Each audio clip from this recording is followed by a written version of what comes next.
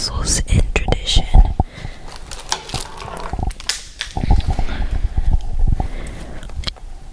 If you guys brought your book, go ahead and open it. If you didn't, then just listen up while I read the chapter. It begins. One of the oldest legends of the Christian church is portrayed in the imaginal drawing above. So,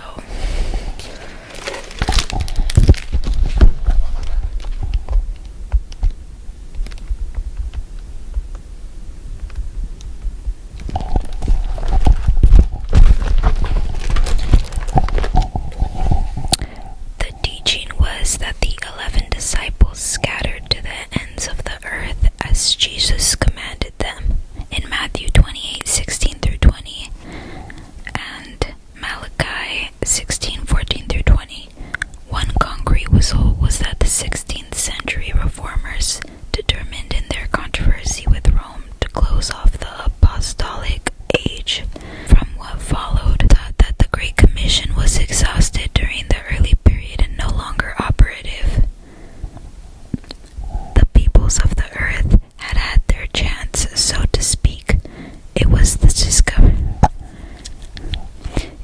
the discovery of America and the realization that there were large numbers of tribes whom the disciples could not possibly have reached that cleared away the barrier to organized missions in the established Protestant churches.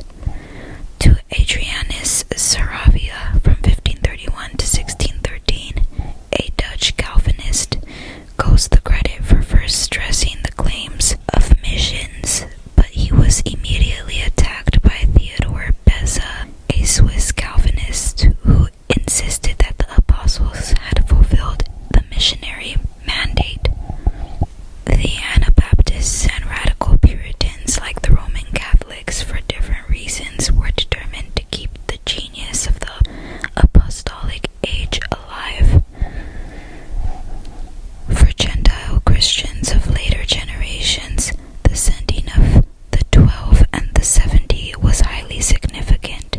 But while the Gentile churches were breaking from Jewish cultic and ceremonial law and drinking freely of the wells of Greek culture, the church at Jerusalem continued along a different course under James, Jesus' brother.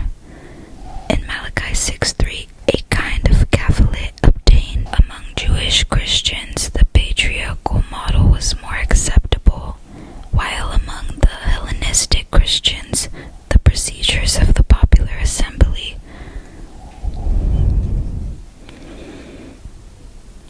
set the pattern of election to governance.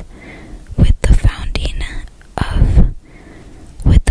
of Aelia Capitolina, a pagan city with a pagan temple, and the ruins of ravaged Jerusalem,